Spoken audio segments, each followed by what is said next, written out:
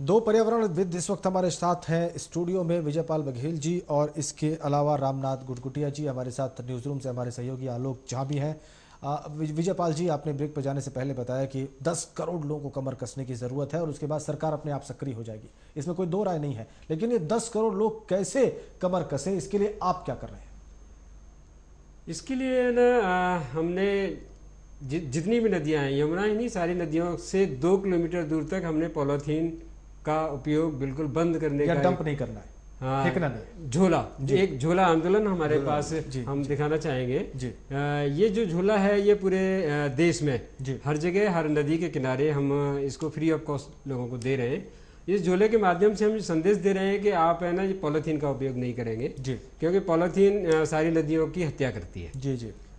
दूसरा हमारा ये कहना है कि नदियों में के किनारे जो प्लांटेशन हो, जो हरियाली, हरित क्षेत्र जो बढ़ाया जाए, ग्रीन बेल्ट डेवलप हो, वो बायो फिल्ट्रेशन वाली स्पीसीज वहाँ लगाई जाए। हमने 7 प्रजातियाँ उसमें सेलेक्ट की हैं और ये जो बरसात का टाइम है, सरकार के भरोसे हम बिल्कुल नहीं जी। हम न किसी का विरोध भी नहीं करते, हम जितना कर सकते हैं। हमने ना बंदर पूछ जहाँ से ये यमुना निकली है वहाँ से त्रिवेणी इलाहाबाद तक हमने पैच बना के 1-1 किलोमीटर का पैच बनाकर 1326 किलोमीटर का जो दायरा है यमुना का, इसके दोनों किनारे हमने प्लांटेशन करने का एक अभियान शुरू करेंगे जुलाई के महीने में, जिससे उसके किनारे ठीक रहेंगे, इंक्रोचमेंट कम होगा, पक्षियाँ वहाँ आकर्षित होंगे।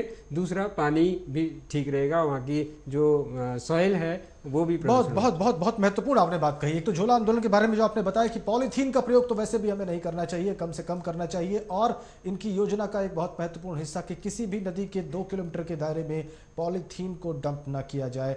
इससे भी बहुत बड़ा प्रदूषण फैल रहा है क्योंकि पॉलीथीन का नष्ट होना बहुत मुश्किल है, तकरीबन नामुमकिन ही है। और इस जी दिल्ली में हमने सर्वे कराया था कि अकेली दिल्ली में 75 टन पॉलीथीन, जो रिसाइकल्ड पॉलीथीन है, वो डेली गिरती है। बहुत बहुत धन्यवाद इस जानकारी के लिए, बहुत धन्यवाद स्टूडियो में आने के लिए विजयपाल बघेल जी, बहुत धन्यवाद गुटगुटिया जी यहाँ पर आने के लिए और कहीं ना कहीं से पर्यावरण चेतना फैलाने के लिए त्रिलोक की बात आपके हमारे दर्शक जरूर याद करेंगे। और बहुत धन्यवाद आलोक आपका इस रिपोर्टिंग के लिए और इस कार्यक्रम में निर्माण की आपकी योगदान के लिए।